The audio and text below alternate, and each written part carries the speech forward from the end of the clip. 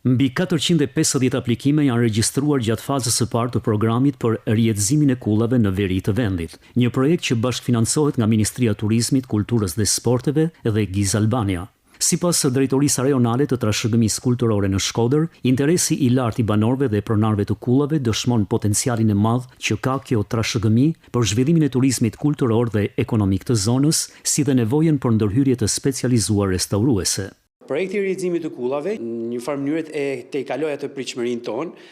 Mjafton të përmendim që numri i aplikantëve e ka kaluar shifrën e 450, çka dëshmon interesin e lartë që banorët, posëduesit e këtyre pronave, këtyre banesave tipologjie veriut të Shqipërisë kanë në aspektin e ruajtjes së rihetëzimit të tyre. Pas përfundimit të procesit të aplikimit dhe inventarizimit në terren, pritet të nisë dhe faza e dytë e projektit, ajo ndërhyrjes konkrete në objekte. Prioritet do të kenë kullat e certifikuara si monumente kulture. Faza e dytë e përzgjedhja e një grupi të caktuar që për nga rëndësia, vlerat që ruajnë, potenciali që shfaqen edhe në territor, do të ndërhyret me restaurimin, rihetëzimin e tyre, muzealizimin e tyre, çka do sillte edhe një vlerë, edhe jo vetëm për posëduesit e këtyre pronave, por edhe për fshatrat, zonat ku këto kulla ruhen.